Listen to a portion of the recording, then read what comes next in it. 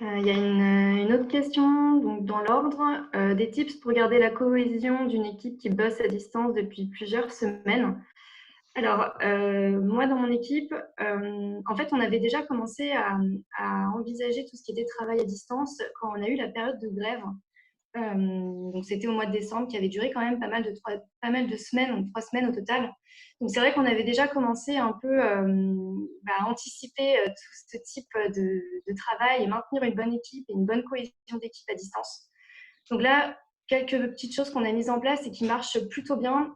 Donc évidemment, enfin, on itère au fur et à mesure, hein, mais ce qu'on a commencé par faire, c'est, de garder en fait l'habitude qu'on avait, à savoir le café du matin. C'est avant chaque daily meeting, on descendait à la cafette et on prenait notre café tous ensemble. L'idée étant de ne pas parler que de travail, mais de parler un peu de la vie de tout le monde. Donc en fait, au lieu de commencer à 9h45 le daily, on commence maintenant à 9h30. Donc chacun vient avec son café, chacun est face caméra et l'idée c'est de discuter un peu de tout et de rien avant de parler boulot. Ensuite, donc ça, c'est des choses qu'on a mises en place au fur et à mesure, et notamment, on a fait une rétro la semaine dernière parce que forcément, le moral baisse, on sent qu'on n'est pas forcément l'équipe qu'on était en étant tous sur place, qu'on est loin les uns des autres, et donc forcément, ça se ressent. Donc, ce qu'on a décidé de faire suite à la rétro, c'est de mettre en place des pauses tous les jours. En fait, je pense qu'il y a un effet pervers aussi au confinement, c'est qu'on est tous dans le boulot, boulot, boulot, et on oublie en fait tout ce qui est pause qu'on fait normalement habituellement. Aller prendre un café, discuter avec les uns et les autres. Donc là, pour garder la cohésion d'équipe, à 16h, on lance un Discord et on fait une pause. Donc ensuite, ceux qui peuvent viennent, ceux qui sont en réunion ne viennent pas forcément, mais au moins on a un créneau fixe tous les jours. Ça ne dure pas longtemps. Chacun part ensuite quand il le souhaite. Mais au moins, on a un créneau fixe pour discuter de tout et de rien. Et puis, la dernière chose qu'on a faite et qui a bien marché, moi, je suis dans une équipe où notamment les développeurs jouent beaucoup. Donc, à des jeux. Et là, ça leur manquait forcément. Et donc, ça nuit aussi à la cohésion d'équipe au moment ensemble. Donc, en fait, de 13h30 à 14h, ce qu'on a commencé par faire, c'est un jeu tous ensemble. On a lancé un loup-garou. Donc, ça a plutôt bien marché. Les gens étaient plutôt contents. Et l'idée, c'était toutes les semaines, sur la pause de midi, de continuer à faire comme si on était ensemble, mais à distance, et à pas forcément changer nos habitudes qui fondent aussi cette cohésion d'équipe. Ouais, moi, je rajouterais un petit point là-dessus. Un point important que moi, j'ai rencontré, là, on fait notre deuxième sprint en confinement, c'est la célébration des succès. C'est-à-dire que nous, malheureusement, quand le confinement a débuté, c'était un sprint très, très important pour deux de mes équipes, enfin, malheureusement. Et donc, du coup, à la fin, il y avait une grosse attente sur la livraison de ce sprint-là. Bon, il se trouve que comme on a été en confinement au milieu de ce sprint, la fin du sprint a été un petit peu déceptive pour les parties prenantes, mais bon, à expliquer par le contexte. Donc, le sprint d'après, on a quand même réussi à livrer l'attendu, même plus. Et du coup, je pense que le fait de célébrer, même à distance, donc nous, on a une habitude, hein, c'est que pour les grosses réussites de sprint, les responsables, les product managers ou les responsables de domaine, soit amènent le petit déjeuner, soit offrent un verre à l'ensemble de l'équipe. Et ben là, on a pris un verre à distance, et je pense que garder cet aspect de célébration des succès est vraiment important, parce que ça montre que le travail est suivi et qu'on met quand même en avant le travail de l'équipe, et malgré la distance, il faut quand même garder ces moments de partage. Mmh. Ouais, je suis complètement en phase avec ça. Et pour rebondir sur ce qui a été dit, je pense que c'est important d'être très proactif dans la mise en place de tout ce qui se fait un peu naturellement quand on est au même endroit, donc que ce soit bloquer des créneaux pour faire des cafés, etc. Et aussi pour continuer à travailler ensemble, pour pas être chacun devant son PC quand on est hors des périodes de cérémonie, par exemple. Ne pas hésiter à mettre plus l'emphase sur le travail en binôme, sur le pair programming, par exemple, pour continuer à ce qu'il y ait un lien aussi qui se fasse de façon informelle et qu'on passe du temps ensemble. Ok, super. La question suivante, c'est: est-ce qu'on a modifié la fréquence des cérémonies avec le travail à distance? Alors, de notre côté, pas du tout. Moi, je m'occupe de coacher quatre équipes qui ont continué actuellement à fonctionner sur le même rythme. Pourquoi? En fait, c'est important pour nous quand même que les équipes, elles aient des repères dans leur fonctionnement. Alors évidemment, ça induit de leur mettre des outils et une organisation que les équipes peuvent utiliser dans ces déroulés et avec ces conditions de confinement. Mais une fois qu'on a stabilisé ça, il est très important de garder cette continuité. Donc, pas de modification de fréquence de mon côté. Par contre, une petite modification de durée sur certains délits dans la semaine. Premier délit et dernier délit de la semaine, où on prend un petit peu plus de temps pour mettre en place une météo de morale de l'équipe pour être sûr de l'état de morale de chacun et pour permettre aussi à chacun de s'exprimer un peu plus librement, peut-être de problématiques aussi hors travail. Alors, on essaie de cadrer quand même, mais voilà, on a un petit peu allongé la durée des délits de début et de fin de semaine. Oui, je suis d'accord avec ces pratiques, d'autant que un des intérêts du cadencement un peu rigide de Scrum, c'est justement d'avoir des time box qui sont régulières pour pouvoir suivre l'avancée de l'équipe. Là, on est quand même dans une période d'incertitude assez forte sur le rythme d'avancée que peut suivre une équipe, notamment parce qu'il peut y avoir des absences, il peut y avoir des gens qui ont des enfants, donc c'est plus compliqué pour eux d'être aussi focus sur les sujets qu'en temps normal. Modifier la fréquence des cérémonies, ça réintroduit une couche d'incertitude supplémentaire parce que du coup, vous n'êtes plus sur votre rythme habituel. Je pense que c'est plus confortable pour vous de garder la même fréquence, quitte à adapter la durée, l'organisation, etc., quoi.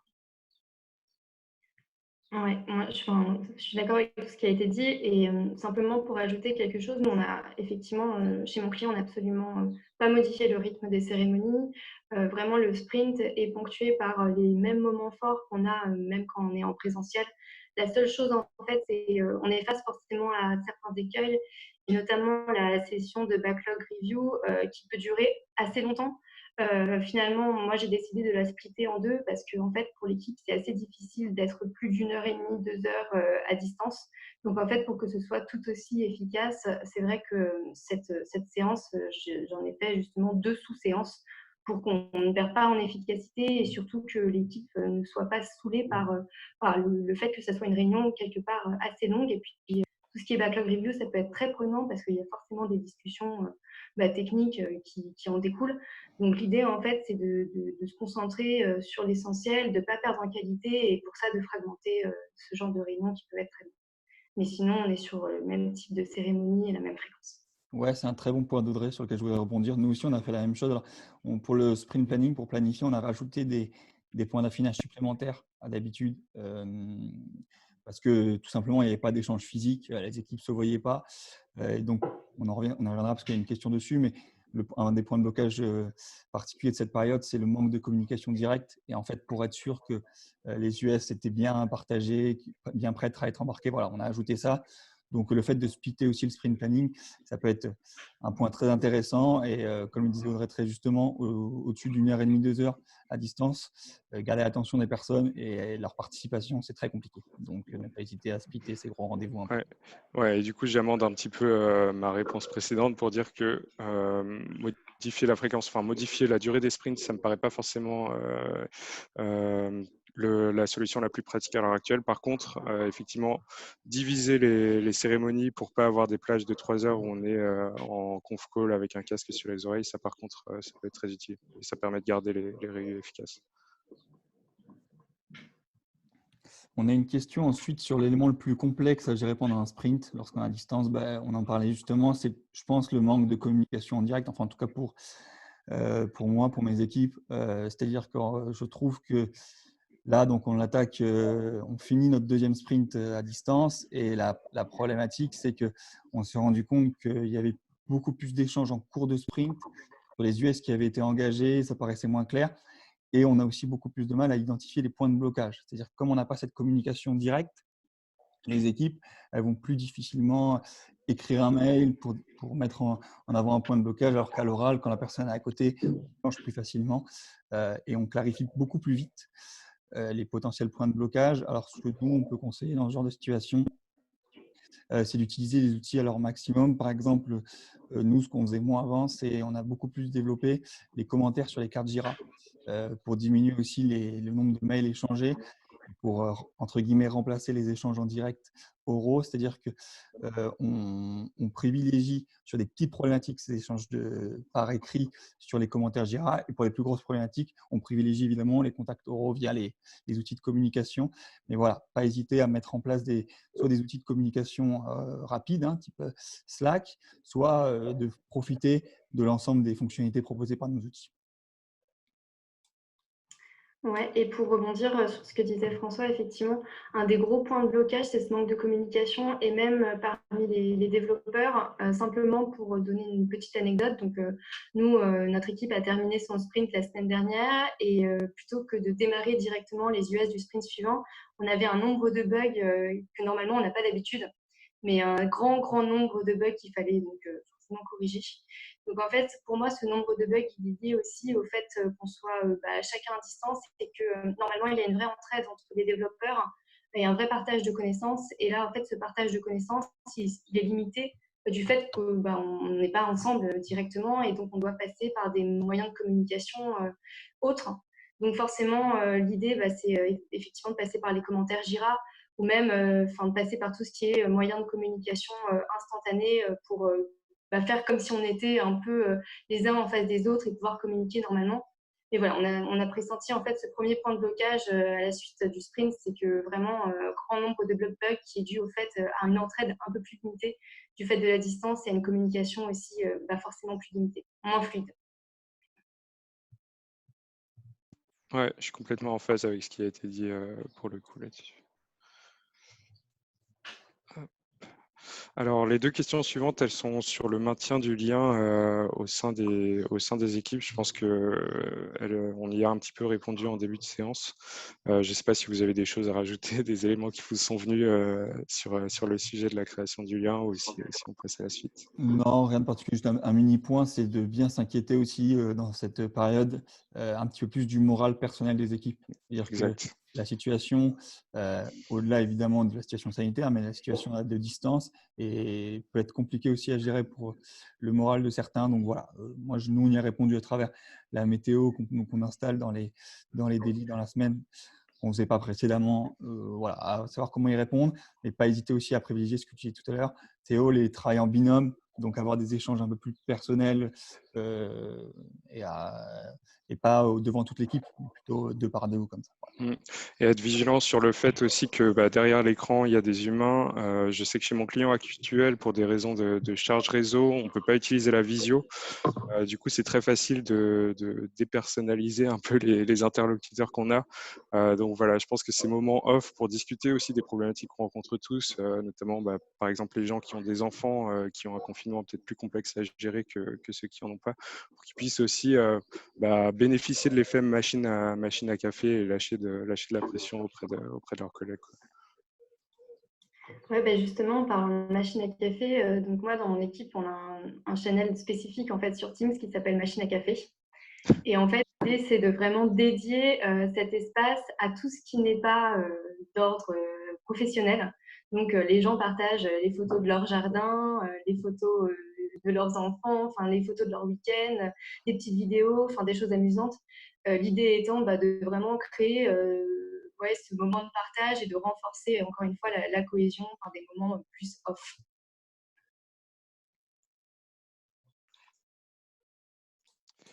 Ensuite, on a une question Alors, sur comment faire en sorte que tout le monde reste bien synchronisé. Je pense que le mot était malgré la distance. Là-dessus, nous, on n'a pas vraiment changé nos habitudes pour la synchronisation des équipes. Comme je disais tout à l'heure, on n'a pas modifié nos cérémonies. On a simplement fait en sorte de faire des points. Alors, derrière tout le monde, je ne sais pas si c'est des différentes équipes entre elles ou si c'est au sein de l'équipe. En tout cas, nous, pour aligner, parce qu'on a 4 équipes donc, qui fonctionnent en parallèle, 4 domaines, on a créé des points supplémentaires entre les responsables de domaine et entre chaque rôle une fois par semaine. Et on fait aussi des points de situation avec les parties prenantes du projet une fois par semaine en plus, un matin, pour être sûr qu'on est bien en phase et lever les points d'alerte potentiels dus à l'organisation, que ce soit au confinement ou autre. Mais effectivement, on a plus de problématiques d'orga pendant ce confinement. Donc voilà, je ne sais pas si c'est ce point-là, mais en gros, on a essayé de faire des transverses rôles, donc entre responsables de domaine, entre PO, mais c'est simplement un quart d'heure. Hein, et un point de remontée. Chaque domaine on change chaque semaine un référent qui fait remonter les potentiels points de problématique aux parties prenantes du projet. Ouais, je suis complètement d'accord sur cette partie, mettre en place un certain nombre de points de contact entre les interlocuteurs, notamment ceux qui d'habitude se synchronisent plus de façon informelle parce qu'ils sont colocalisés ou que sais-je. C'est important aussi de maintenir tout ce qui est rituel de synchro au sein des équipes, notamment les délits, et de ne pas hésiter à se donner un peu de flexibilité sur enfin, de réfléchir aux horaires de délit, notamment toujours sur les problématiques, parce que je la rencontre dans pas mal d'équipes, des gens qui ont des enfants et qui du coup en début de matinée lancent plutôt les devoirs ou ce genre de choses. Pas hésiter à se poser la question de est-ce que l'horaire qu'on avait avant confinement est toujours pertinent pendant le confinement, et éventuellement est-ce qu'il ne faut pas qu'on le déplace, parce que mieux vaut avoir un délit plus tard qu'un délit avec des absents en termes de synchro.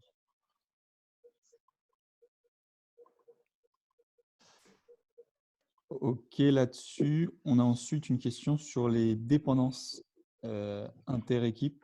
Je ne sais pas si quelqu'un veut débuter sur cette question-là. Moi, j'ai un petit rex à faire là-dessus parce qu'en fait, on a, pendant le confinement, organisé notre release planning. Enfin, on avait le release planning prévu, donc qui tombait malheureusement au début du confinement. Du coup, on a dû quand même faire un point spécifique sur les dépendances inter-équipe là-dessus pour les 3 prochains mois. Donc, ça recoupe un peu avec ce que je disais juste avant. C'est-à-dire qu'on a demandé à chaque contributeur et à chaque équipe de nommer des référents, en fait, et on leur a demandé de se réunir toutes les semaines pour pouvoir échanger sur ces dépendances-là. Est-ce qu'on est en retard, est-ce qu'on est en avance, de qui on va avoir besoin. Donc ça, pour la préparation de notre release planning, mais là, on l'a mis en place de manière hebdo durant toute la période de confinement, puisqu'il y a moins d'échanges en direct. Donc voilà, moi, je pense qu'il faut mettre des espèces de référents par équipe ou par contributeur et les faire communiquer de manière hebdomadaire. C'est ça. Si vous aviez une logique de release planning, si vous faisiez un peu d'agilité à l'échelle, si vous êtes en safe, que vous aviez des PI planning, etc., c'est important de continuer à essayer de maintenir ce type de rituel pendant le confinement. Alors évidemment, ça va être plus complexe parce qu'il va falloir gérer la partie outillage à distance et collab. Si vous n'aviez pas ce type d'instance pour coordonner vos roadmaps, ça peut valoir le coup de faire un premier travail, de balayer vos roadmaps déjà entre équipes, et ensuite de faire un point collectif pour voir là où vous avez des dépendances et si vous êtes bien préparé pour atterrir, et de mettre en place ensuite des points réguliers pour voir les décalages qu'il pourrait y avoir, et pour enchaîner sur les questions qui suivent sur la capacité d'équipe, il risque fortement d'y avoir des impacts sur les capacités à faire des différentes équipes. Je ne sais pas si Audrey, sur la partie dépendance, tu avais quelque chose à rajouter aussi. Non, pas spécialement. Par contre, je ne sais pas si vous avez terminé sur cette question, mais je souhaiterais rebondir sur la capacité à faire de l'équipe. Ouais, nous, en fait, on l'a réduite.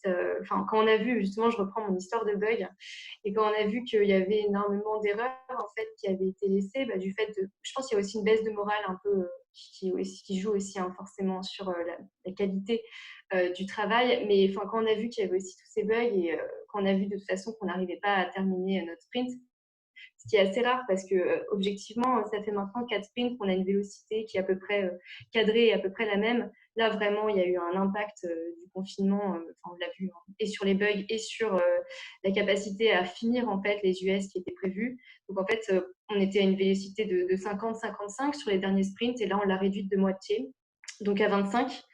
L'idée étant de ne pas rajouter une couche de pression auprès des développeurs qui réalisent les US, qui prennent les US, parce que de toute façon, il y a une couche de pression déjà qui est liée au confinement. Donc, l'idée, c'était de ne pas en rajouter une en étant dans une vélocité qui n'était pas tenable. Donc, on a décidé plutôt de réduire de moitié cette vélocité, quitte à rajouter des US, donc être dans un fonctionnement pas forcément 100% Scrum, mais en tout cas rajouter des US si finalement il y a des choix qui sont faits, et si finalement il y a je dirais une facilité à faire les choses qui est beaucoup plus que ce qu'on avait anticipé. Mais voilà, l'idée c'est d'être sur une vélocité beaucoup moindre, et de rajouter si jamais ils ont fini avant, mais on ne voulait pas surcharger l'équipe. Donc on a bien réduit notre capacité à faire. Moi, pour rebondir là-dessus, nous, ce qu'on a mis en place, c'est assez proche de ce qu'a expliqué Audrey. En fait, moi, c'est ce que j'ai appelé un fonctionnement sprint 0 bis. C'est-à-dire que on a remarqué que sur les premiers jours, premières semaines de confinement, on était sur une productivité équivalente à ce qu'on faisait, parce que nous, c'est un projet qui s'est lancé il y a quelques mois, au tout début, donc sur le sprint, les 2-3 premiers sprints. Donc là, en fait, comme on a une nouvelle orga, des nouveaux outils, de nouvelles manières de travailler, bah, en fait, l'équipe a dû se réadapter à tout ça. Donc, on a communiqué en interne sur ce qu'on appelait un sprint 0 bis. Donc, en justifiant ce décalage de vélocité, donc, qui est bien présent. Évidemment, nous, on a perdu un peu plus d'un tiers de notre vélocité habituelle, hein, donc c'est quand même pas mal. Et pour rebondir à ce que disait Audrey également, c'est ouvrir la possibilité. Alors, je sais que c'est pas très philosophique Scrum de faire ça, mais de se trouver. Donc, c'est-à-dire que là, on a eu le cas où, en fait, sur le deuxième sprint, en cours de confinement, on a été beaucoup plus performant puisque l'équipe a mieux tourné. Donc, on s'est permis d'ajouter une US en fin de sprint, 3 jours avant la fin du sprint, parce que voilà, ce qu'on ne fait pas habituellement. Mais là, on se réadapte à ce fonctionnement-là. Donc, on n'est pas forcément encore très stable dans notre vélocité. Ouais. Moi, effectivement, je vois beaucoup d'équipes dont la vélocité a baissé assez fortement. Après, j'en vois aussi dont la vélocité a un petit peu baissé, mais qui ont été un peu moins adaptées. Je pense que une des difficultés que rencontrent ces équipes-là, par contre, c'est le côté absence de visibilité sur la suite. On ne sait pas combien de temps le confinement va durer. On n'est pas à l'abri que des gens tombent malades, etc. Donc, je pense qu'il faut effectivement être très vigilant sur le fait que même si à l'heure actuelle, on ne voit pas forcément d'impact, il peut y en avoir, et communiquer largement sur ces sujets-là, parce que tout le monde peut comprendre que le rythme d'une équipe à l'heure actuelle, ce sera pas optimal, quoi. Ce ne sera pas son rythme de croisière habituel. Alors, comment pallier la perte d'infos en n'ayant plus mes boards physiques sous les yeux? Première chose, j'espère que, alors c'est un spectateur anonyme qui pose la question, j'espère que vous aviez pris des photos de vos boards physiques avant de partir en confinement. Et pour pallier à ça, je pense que la meilleure solution, c'est de basculer au moins le temps du confinement sur un outil dématérialisé, potentiellement remplacer un Kanban physique par un Trello, parce que c'est relativement light à mettre en place. Et ça permet à minima d'avoir toujours la mécanique des tickets et d'avoir quelque chose à partager avec l'équipe, quoi. Mais si malheureusement vous êtes parti sans embarquer vos informations, il va y avoir un petit travail d'archéologie des sujets à faire pour pouvoir reconstituer ce board-là. Ouais, moi, je veux bien rebondir sur la question que je trouve assez intéressante parce que donc moi, c'était pas pendant la période coronavirus, mais c'était pendant la période des grèves. Effectivement, on avait un board physique avec l'ensemble des US écrites sur des post-it, donc avec l'ensemble des statuts en fonction des étapes de réalisation. Et en fait, donc forcément, en période de grève et lorsqu'on était tous à distance, on a dû utiliser Jira et que Jira qu'on a partagé lors des réunions Teams en reprenant la fonction sprint de Jira qui justement permet en fait d'avoir l'évolution des US en fonction du statut de traitement. Et en fait, on n'est plus jamais revenu à l'issue de cette grève au board de management visuel. On s'est rendu compte que Jira marchait plutôt bien, que ça fonctionnait plutôt bien, qu'il y avait donc le Scrum Master qui était en charge d'animer en fait le daily et puis surtout de déplacer lui-même les tickets en fait sur le Jira. Et puis en fait, on s'est rendu compte aussi, donc ça c'était peut-être parce qu'on était assez mal organisé, mais finalement qu'il y avait un décalage en termes de statut sur Jira et sur le board de management visuel qu'on avait. Donc c'est pour ça qu'on a pu garder qu'un seul board et qu'une seule référence en fait sur l'avancement de l'ensemble des tickets. Donc en fait, ça fonctionne plutôt bien dans le sens où on voit bien l'évolution de chaque fiche si on prend la fonction sprint de Jira et ça n'a pas été un problème en fait pour l'équipe de laisser tomber complètement le board de management visuel. Dans la mesure aussi, chez mon client, on est plutôt bien équipé, on a des écrans énormes, donc on pouvait projeter directement et avoir un grand board. Ensuite, à distance, on a pris l'habitude, donc ça fonctionne plutôt bien comme ça.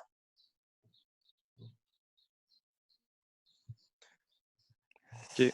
Ensuite, on a si on livre rien en production ou difficilement en environnement de test en ce moment, est-ce qu'on garde toutes les US en statut ARECT?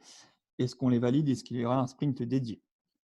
Alors du coup, nous, c'est une situation qu'on s'est posée, confinement qui n'est pas arrivé, mais c'est une bonne question puisque nous, on se l'est posée dès le début du confinement. Et en fait, ce qu'on s'est dit, c'est la première solution, c'est-à-dire qu'en fait, on a un board à côté de test. En fait, on a mis en place un board spécifique test. Et là, on a gardé ces US en statut à recéter pour voir la visibilité.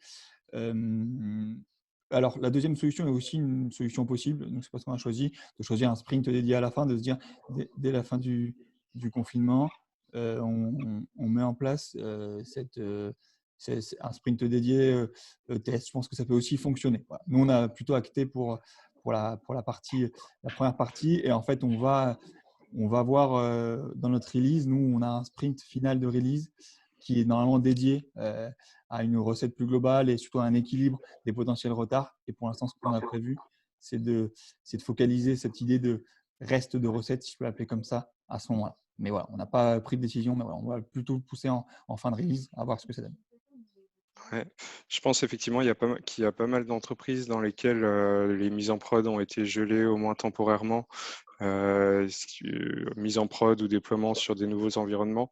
Moi, je suis plutôt d'avis de garder les tickets qui n'ont pas été recettés dans le statut adapté, si c'est pas possible de livrer sur les environnements ad hoc pour garder l'information que ces tickets, ces fonctionnalités n'ont pas été testées, quitte à se prévoir du temps de rattrapage par la suite.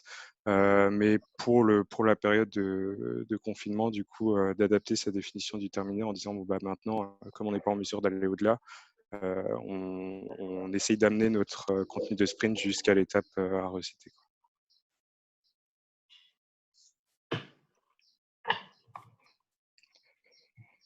Alors, question suivante. Comment faites-vous pour faire en sorte que les meetings à distance soient aussi efficaces que possible? Alors, nous, pour tout ce qui est distance et meeting à distance, on utilise Teams maintenant. Donc, ça marche vraiment plutôt bien. Donc, c'est efficace parce qu'il y a la fonction donc, qui est un peu partout, mais partage d'écran. Donc, moi, c'est vrai que j'ai l'habitude de partager automatiquement mon écran. Je montre plus ce que je fais, je montre plus ce qui pose problème. Donc, en fait, j'accompagne vraiment tout ce qui est parole à une démonstration en direct en partageant mon écran. Il y a aussi une fenêtre de dialogue sur Teams. Donc, en fait, dès qu'il y a quelque chose qui est dit, comme si on allait écrire sur un paper ou comme si on allait mettre un post-it, j'écris en fait.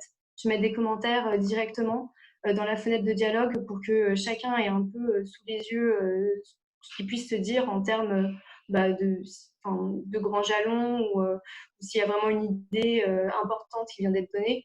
Donc, en fait, j'écris beaucoup, je partage beaucoup et bon, c'est sûr que c'est pas optimal, ça sera jamais comme une réunion en présentiel, mais ensuite ça marche quand même plutôt bien parce que pour l'instant il n'y a pas eu de trou dans la raquette suite à des réunions. Et puis évidemment, je ne sais pas si c'est nécessaire de le rappeler, mais encore plus que d'habitude, c'est que des comptes rendus pour bien souligner ce qui a été dit et bien reboucler par rapport au fait qu'on soit à distance et qu'il puisse y avoir des trous dans la raquette. Donc le compte rendu, ça paraît basique, pratico-pratique et c'est la base de la base, mais pourtant à distance, ça sert encore plus que si on était en présentiel. Ouais, je suis d'accord, je suis complètement d'accord avec Audrey. Je pense que c'est important de préparer les réunions encore plus que ce qu'on peut faire quand on les fait en physique, et notamment d'avoir un cadre assez rigide, d'être rigoureux sur la partie timeboxing pour éviter que les discussions tournent un petit peu en rond. Il suffit que quelqu'un soit sur ses mails quand on dit une info importante et on repart pour un quart d'heure de discussion sur un sujet qui a déjà été traité. Pas hésiter à répartir les rôles aussi, avoir quelqu'un qui est timekeeper, avoir un scribe. Pour que vous puissiez vous concentrer sur la facilitation si vous êtes facilitateur, et avoir des supports aussi, utiliser par exemple un Miro, utiliser un draft ou ce genre de choses pour avoir quelque chose sous les yeux sur lequel les gens peuvent contribuer en même temps et pas être uniquement sur de la parole qui doit être saisie et du coup ça induit pas mal de latence dans les échanges. Ouais, moi je suis d'accord avec ce qui a été dit. Juste pour compléter, l'importance du timeboxing, comme ce qui a été dit, c'est se dire voilà, si on a une heure, on a une heure. Pas faire des meetings trop longs, bien préparer sur tous les ateliers, responsabiliser les gens et définir un objectif. C'est-à-dire que je pense qu'encore plus qu'en meeting présentiel, là en amont, pas hésiter à envoyer un ordre du jour avec un objectif de réunion et pour sensibiliser les gens et l'importance aussi des interlocuteurs. Et, Ouais. Pardon, Vas-y. vas-y, François. Non. Juste un dernier point qui me vient. Surtout terminer à l'heure vos réunions, parce que ce que je vois dans pas mal d'équipes à l'heure actuelle, c'est qu'il y a tendance à grappiller 5 minutes par-ci, 10 minutes par-là.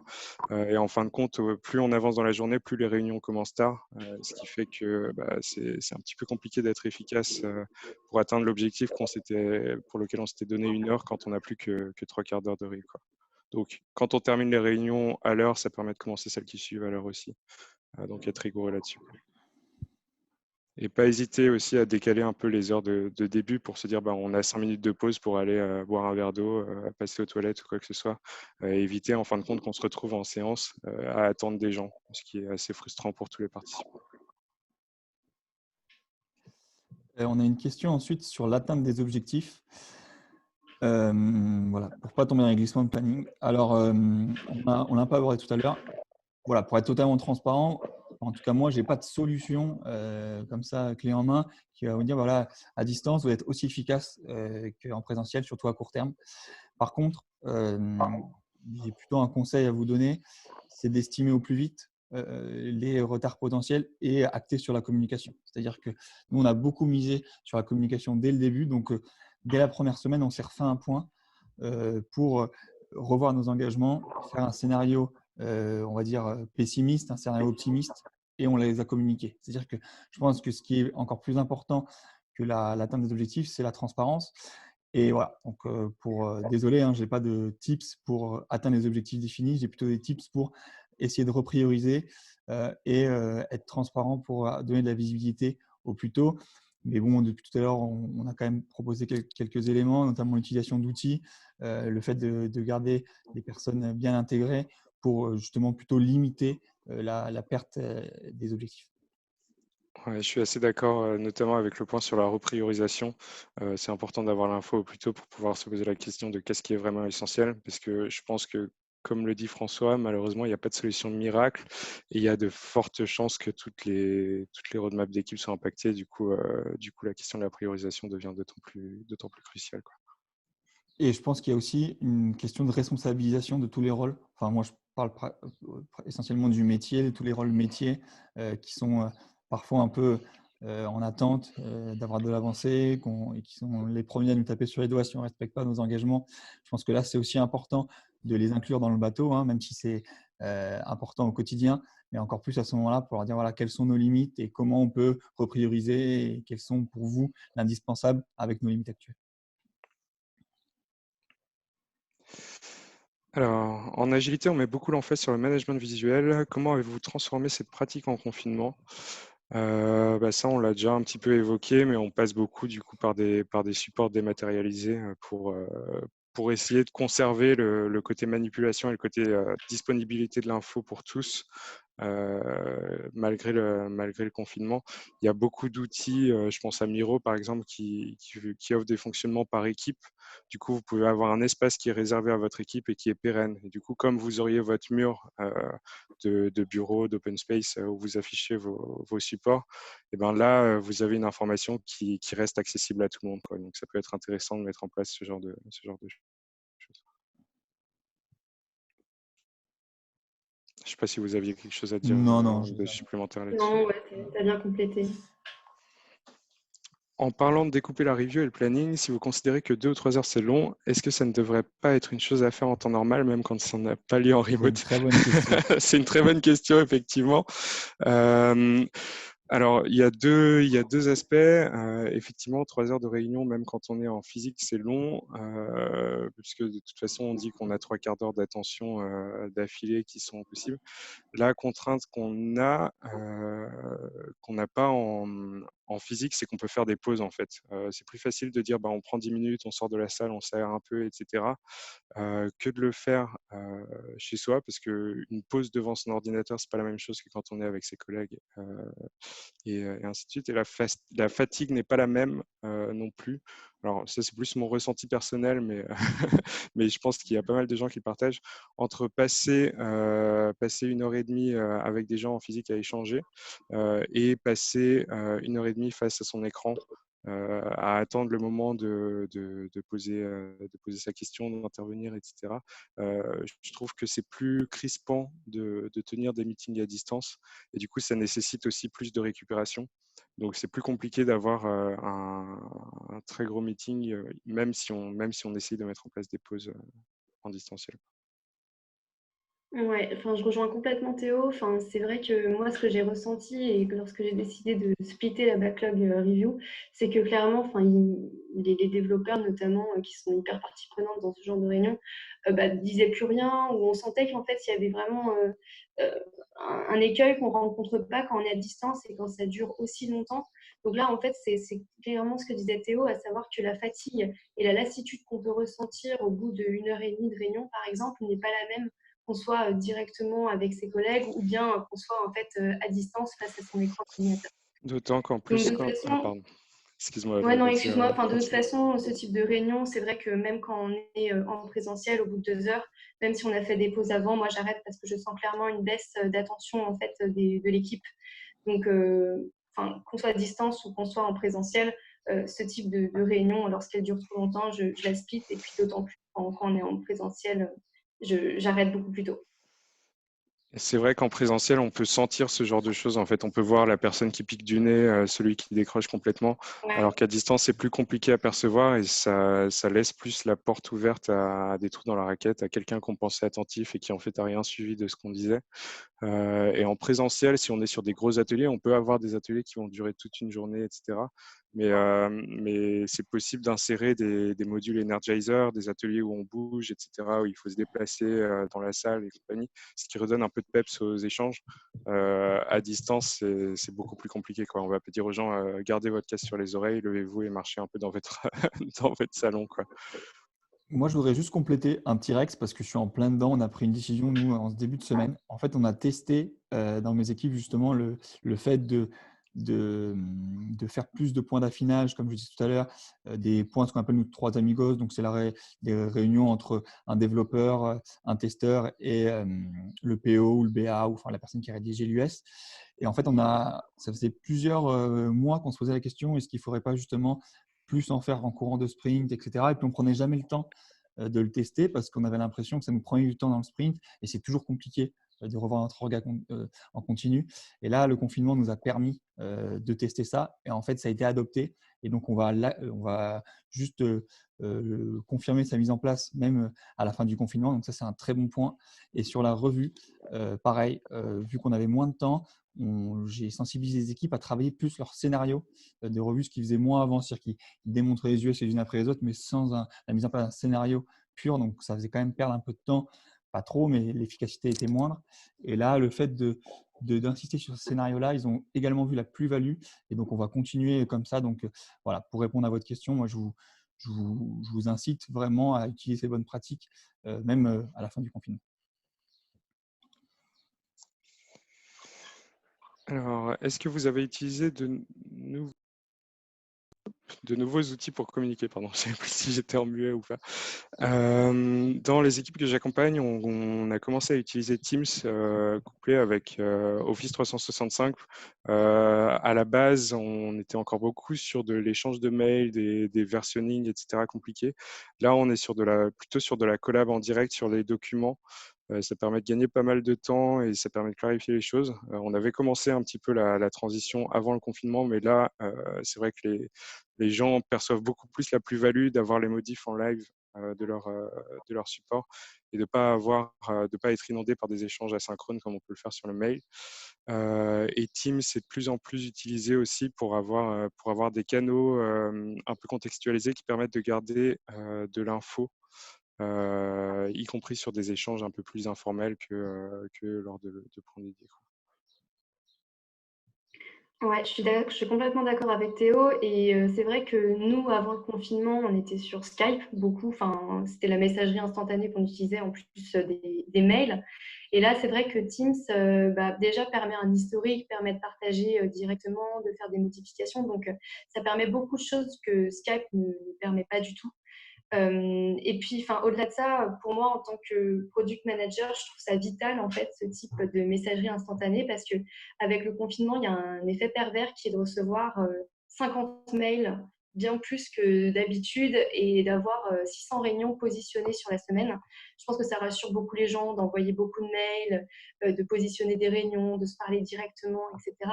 Mais donc voilà, la plus-value vraiment de Teams, c'est de pouvoir justement ralentir toute cette masse de mails qui arrive, et puis aussi de partager plus largement, parce que c'est vrai que mail, on est dans une logique un peu on s'adresse vraiment à une personne, tandis que Teams, c'est vraiment pour toute l'équipe. Donc, ça permet en fait de réduire tous ces mails.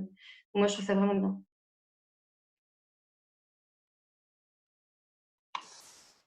Ensuite, on a une question sur en confinement, on fait beaucoup de calls pour débloquer des situations et on n'a pas le réflexe de tracer les décisions par écrit ou reco. C'est ce que disait un petit peu Audrey tout à l'heure, de reprendre les habitudes, de faire des CR, de tracer tout ça aussi, si c'est en lien avec une US ou avec une TS, sur vos cartes Jira, de ne pas hésiter.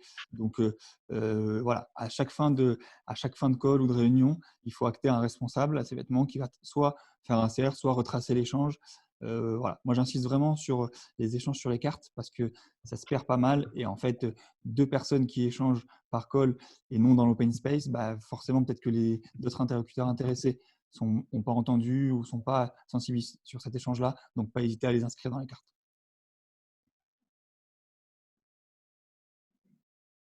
Voilà, je suis d'accord avec ça. Je n'ai pas énormément de choses à rajouter.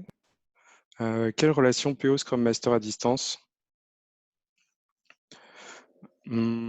Pour commencer à répondre, je pense que la relation PO Scrum Master ou la relation PO équipe et Scrum Master équipe, l'objectif c'est qu'elle reste aussi efficace en présentiel. Je pense que le Scrum Master a un rôle prépondérant à jouer dans la période actuelle en tant que servant leader de l'équipe, en tant que leveur d'obstacles, on va dire. Donc sur tout ce qui est question d'outillage, mode de collaboration, etc., il a pas mal de billes à pousser à l'ensemble de l'équipe, que ce soit aux PO ou aux développeurs, et c'est important qu'ils se mettent vraiment à la disposition du collectif pour essayer de simplifier dans la mesure du possible l'organisation dans la période actuelle, quoi. Et vis-à-vis du PO, il va avoir, je pense, 2 rôles. Déjà, le mettre en capacité de continuer à collaborer comme avant, enfin, le plus possible comme avant avec ses développeurs, et aussi le questionner beaucoup sur la logique de priorisation qui va sans doute être nécessaire au regard de la capacité amoindrie de l'équipe. Je ne sais pas si vous avez des choses à rajouter, François, Audrey. Non, rien de spécial. Non, ouais, c'est clair.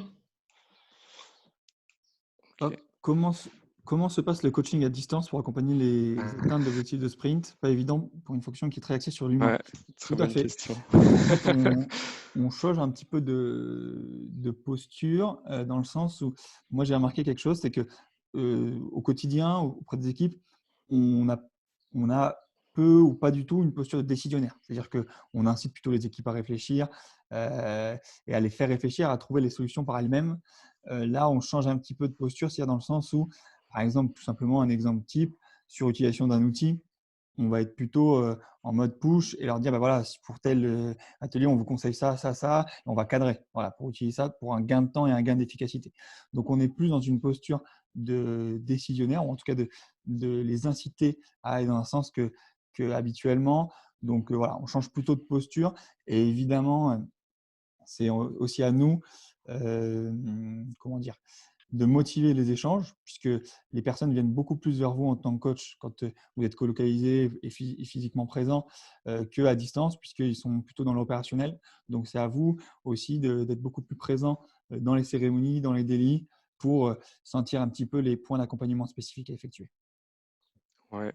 Ouais, je suis complètement d'accord avec ça. On passe sur un mode un peu plus, alors pas forcément prescriptif, mais on fait plus de recommandations, notamment sur la partie outillage, parce qu'il y a beaucoup de choses qu'on a pu voir dans nos expériences passées ou par notre travail de veille qu'on peut mettre à disposition des équipes pour leur faire gagner du temps. Et puis concrètement, ça se passe aussi beaucoup par de l'appel. Je commence à avoir les marques de mon casque qui sont implantées définitivement autour de mes oreilles. Mais voilà, l'objectif, c'est vraiment de passer le plus de temps possible auprès des gens pour continuer à les accompagner malgré la distance, quoi.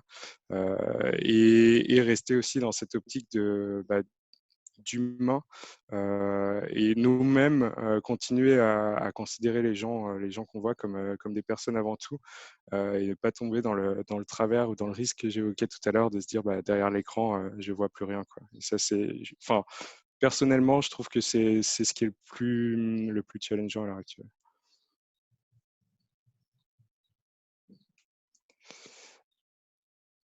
Dans l'agilité, un grand principe est celui de la colocalisation. On se rend compte qu'avec le confinement, le travail à distance se fait bien vers une nouvelle agilité.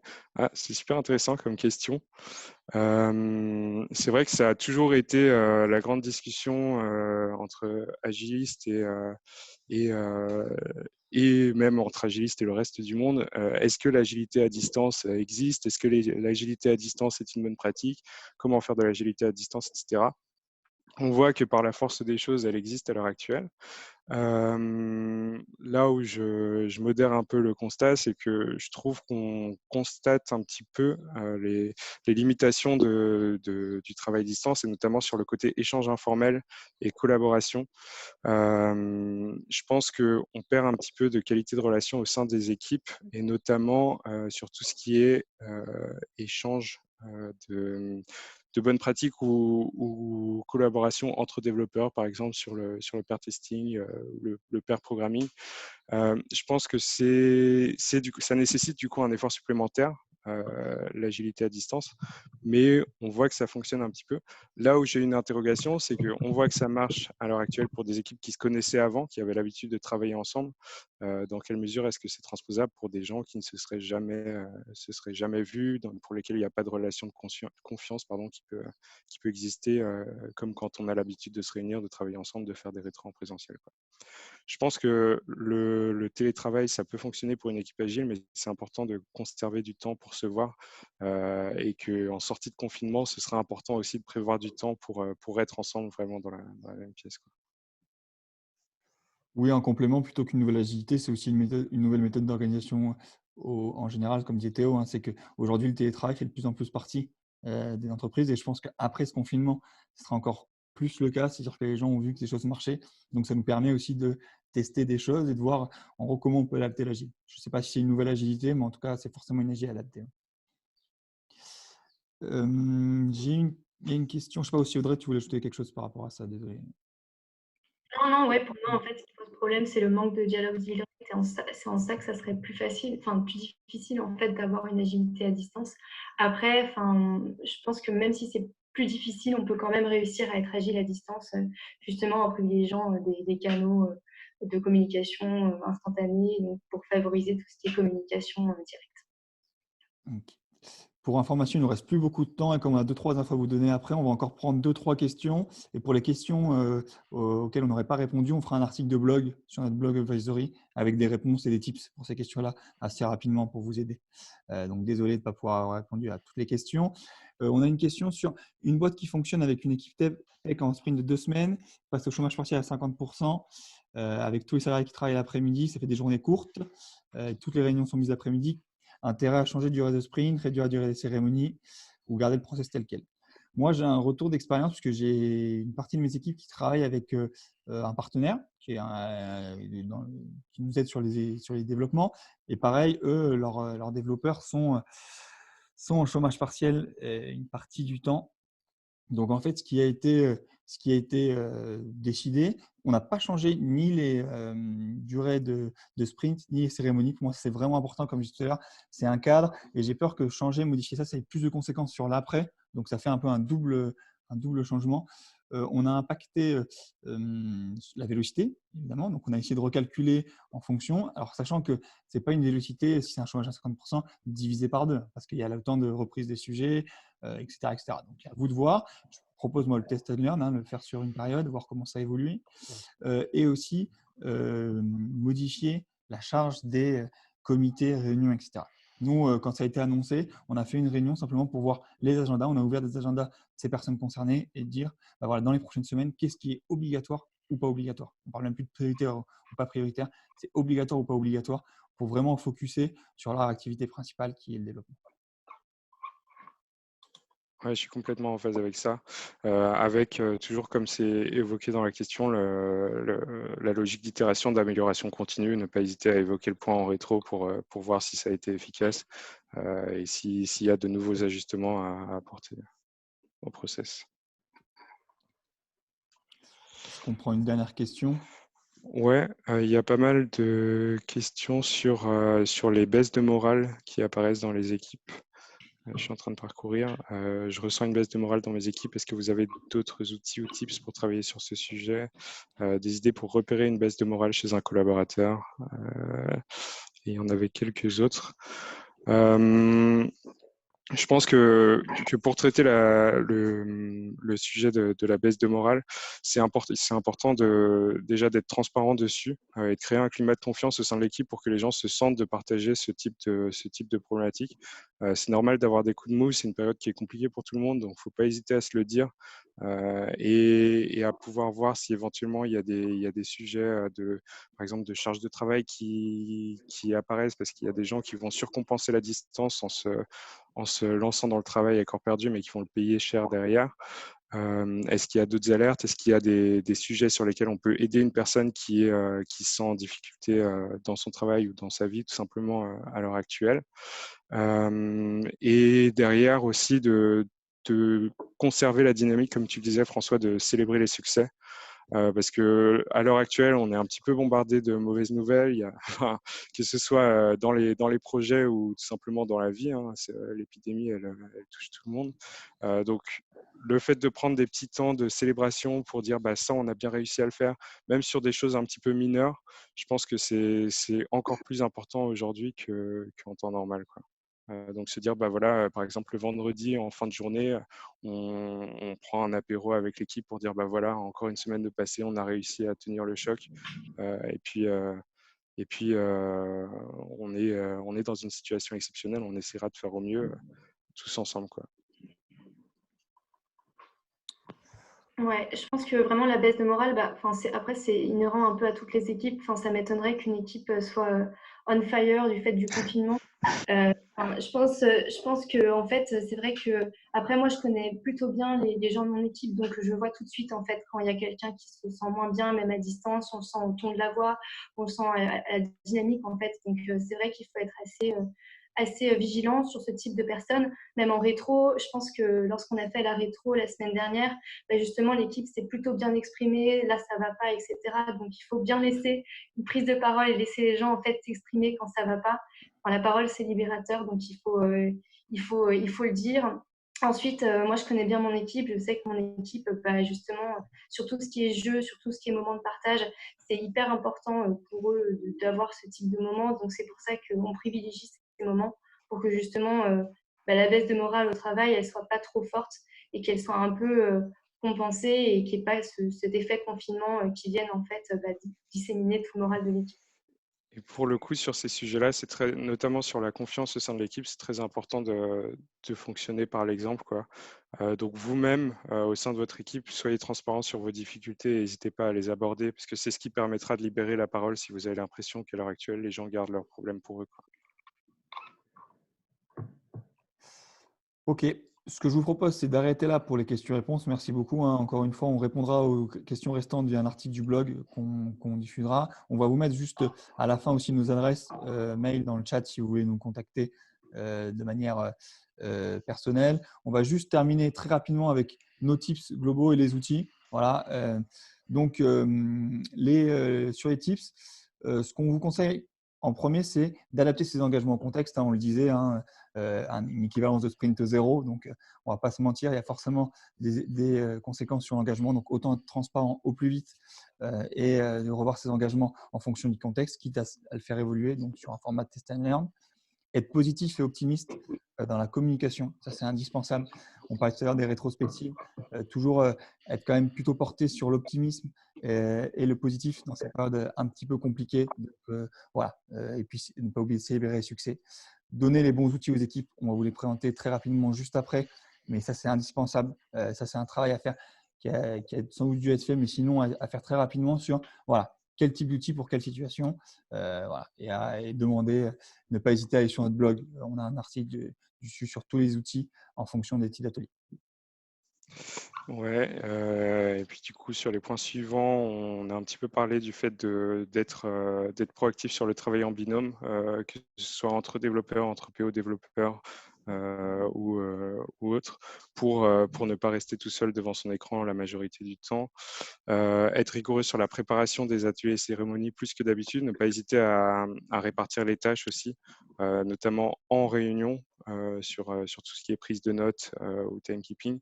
Timeboxer, bon là on n'a pas été très bon sur, sur cet exercice parce qu'on est en train de glisser, mais effectivement c'est très important en call encore plus qu'en présentiel parce qu'on a tendance à ne pas voir le temps qui file. Et puis derrière, sur les derniers points, Audrey, je crois que c'était Ouais, tes bah, tips. on a vraiment parlé, j'ai l'impression que c'était un peu un des grands fils conducteurs de toute la session, mais conserver un fort esprit d'équipe à distance, donc par des pauses, par allonger les temps du délit pour vraiment prendre le café ensemble comme on le fait d'habitude. Enfin, essayer justement d'avoir ces moments qu'on a d'habitude et qui font que l'équipe fonctionne, mais les avoir à distance en fait pour poursuivre en fait cet esprit d'équipe qui normalement fonctionne d'habitude. Donc voilà, par le jeu, si l'équipe est joueuse, par d'autres moments, en fait, pour justement garder le moral aussi, parce que je pense que le moral, il joue aussi par ce fort esprit d'équipe qui pourrait être ou non un peu débité du fait du confinement. Et puis enfin, pour les outils de communication instantanée, c'est clair que pour moi, c'est indispensable. Enfin, je suis inondée de mails toute la journée. Donc, c'est vrai que lorsqu'on a des communications instantanées par Teams notamment, vu que c'est un outil qui est très utilisé, que j'utilise énormément. Donc, ça fait du bien. Et puis, c'est tout aussi efficace, voire ça met plus de monde dans la boucle. On garde un historique assez important. On peut directement, en fait, modifier des documents à distance. Donc, pour moi, c'est à garder dans le confinement et puis même lorsque le confinement sera terminé dans les bonnes pratiques. Ensuite, on vous avait prévu un tout petit tableau récapitulatif d'outils qu'on utilise pour travailler à distance. On le mettra dans l'article avec les réponses aux questions qu'on n'a pas pu traiter. Mais voilà, il y a plein de solutions qui existent avec plein de modèles différents, plein de tarifications différentes. Il y a plein de choses qui peuvent vous simplifier la vie. Donc n'hésitez pas à expérimenter des choses et à tester pour trouver ce qui vous conviendra le mieux. Hop, et puis juste rapidement nos prochaines actualités. Hein. Donc vendredi prochain, un rendez-vous sur le même format sur PO Coach RTE, comment nous vivons safe, avec donc Nicolas, Alice et Jérémy. Pour votre information, on lance aussi une formation en ligne la semaine prochaine, la première en France 100% sur le product management, donc le 17 avril. Et puis, n'hésitez pas à vous rendre sur notre site et notre blog. Et encore une fois, on fera une communication. On va faire un article de blog avec la réponse à toutes les questions qu'on n'a pas traitées aujourd'hui, faute de temps. Voilà. Merci beaucoup à tous. Merci à tous. Ouais, merci pour la qualité des questions. C'était super intéressant comme exercice. Ouais. Très bonne fin de semaine. Bon long week-end de Pâques. Merci, au revoir. Merci. Bon après-midi.